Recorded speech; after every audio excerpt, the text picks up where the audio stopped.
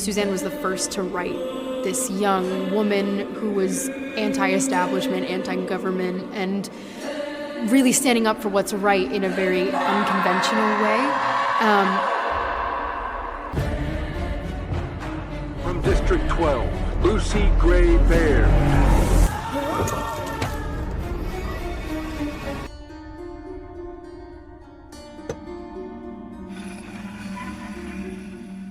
What's going on, everyone? Jeremy here from the Quartering In. Weird. Oh, it looks like Hollywood's favorite crabapple, Rachel Zegler, whose eyes appear to be running away from each other, has now tanked yet another movie franchise. I don't really understand how these quote-unquote stars are chosen, but what I can say is most of them suck. Yeah, they can sing, sure, but they're forgettable. Their skills, not transcendent. They're not carrying any movies, and given that Disney is rolling out absolute trash, they're not good enough to save it. We know Rachel Zegler mostly from her endless interviews with brain-dead takes on Snow White. A lot of people didn't know this, but she was actually in West Side Story, the West Side Story movie that lost hundreds of millions of dollars.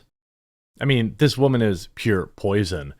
You know what's not pure poison, though, is my delicious coffee brand coffee. The entire site is 10% off today through the weekend to celebrate our launch of our winter flavors, which include a real cacao peppermint mocha or cocoa, also peppermint mocha coffee, vanilla sugar cookie, and a brand new ultra dark blend, the Silent Night Silky Dark Roast, which if you like dark roast, you've got to try it.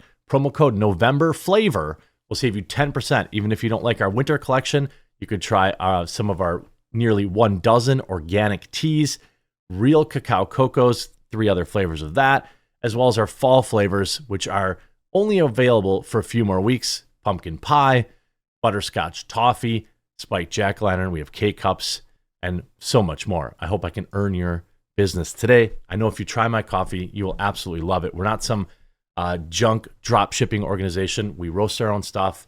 I'm involved in literally every aspect of this business. We ship our own stuff. We have actual employees and would love a chance to earn your business. Thousands of 5-star reviews, by the way, too.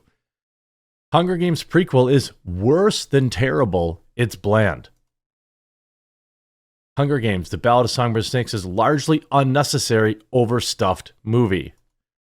Odds are not in the favor of overwhelming Hunger Games prequel, The Ballad of Songbirds and Snakes. The Hunger Games Ballad of Songbirds and Snakes, Back to an Empty Future, 1 out of 5. This movie stinks.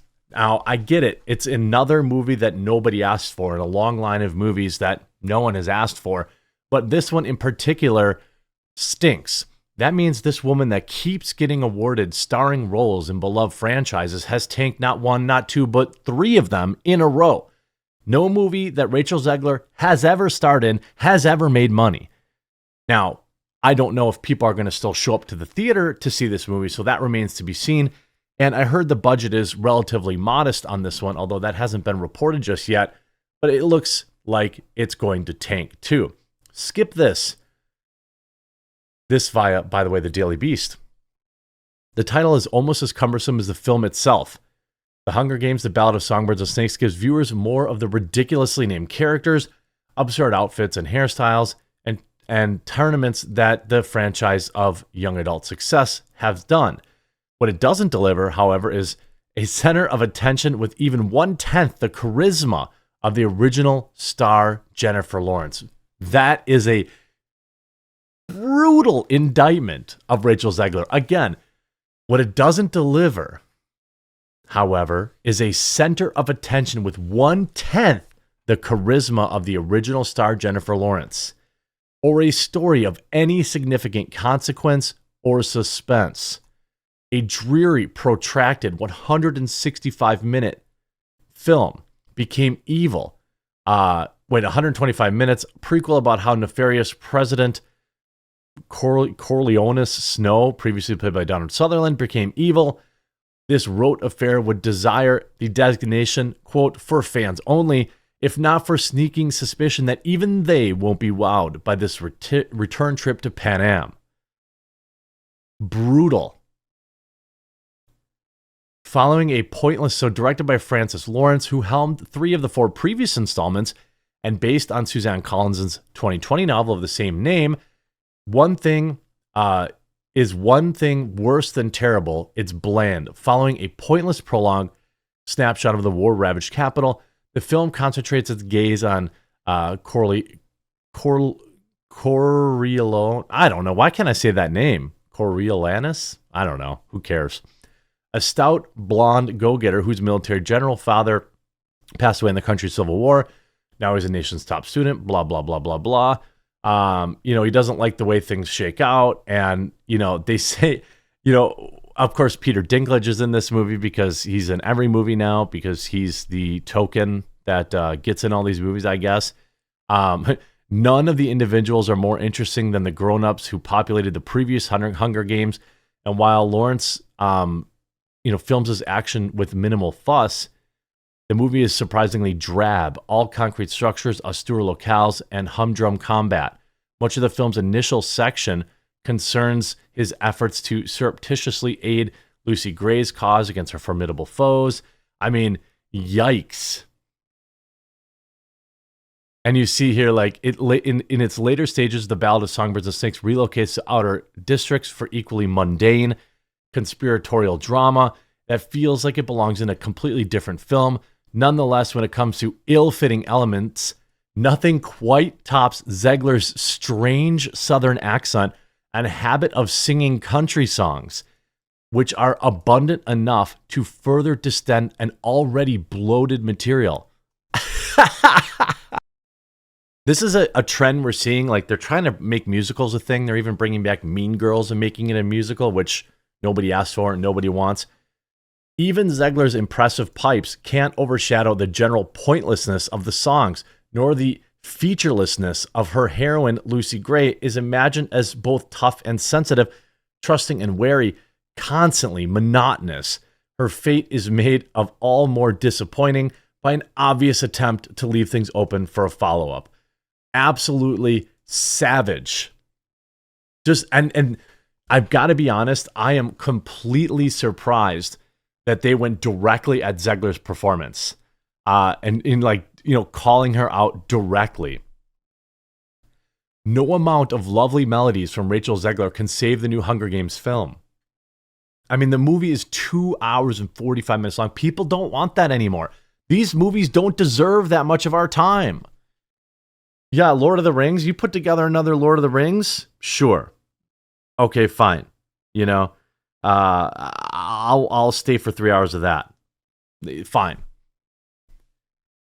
Here we're to empathize with a poor teenage Snow as he vies for monetary school prize, this, that, and the other thing. A wrench is thrown into his lofty, self-deserving ambitions when he's paired with a long-shot District 12's alluring singer, Lucy Gray Baird. Zegler, Snow finds himself falling with a mysterious songbird who he fears may be toying with his emotions to survive. I mean, simultaneously, there's not enough story to justify 3 parts and not enough to break it into 2 pictures, something Lawrence considered. Instead, we're left with a movie and a half. Despite the 3-hour runtime, it feels rushed, barely taking time to flesh out the characters.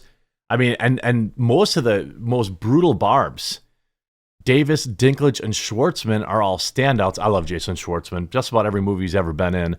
From the new rendition of The Hanging Tree, as pure as a driven snow, Zegler's vocals enchant in 5 songs. There's 5 songs crammed into this movie. But the character remains a mystery outside of her musical moments since her family and ex are barely included.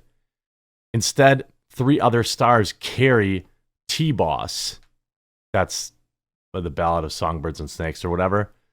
So, again, Zegler completely crushed. No, she sucks. Her performance sucks. And this, again, all of these, C+, odds are not in the favor, getting absolutely crushed in the review. I mean, The Guardian, another leftoid-leaning outlet, says the movie sucks. It recruits, I love Jason Schwartzman. I don't know why he took this role. He should just stick to working with Wes Anderson exclusively, and I'll pay to see every movie twice.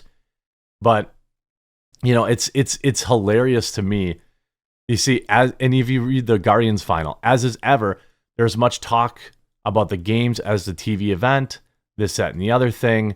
The movie finally ties itself in various knots to prefigure the later world of Katniss, but the time to end the games came long ago. 1 out of 5 stars. I suspect this movie will, unless the fandom comes out in insane numbers, I expect this movie to absolutely tank. And I'm sure they'll blame toxic masculinity and men for not seeing it, I suppose. I hope you enjoyed this video. If you did, make sure you leave a like on it. And if you haven't yet, please do follow or subscribe below. Before we get into the weekend here, I know you might have to create an account or whatever, and that may be a pain, but I would greatly, greatly appreciate it. And we'll talk to you again real soon. Buy some coffee.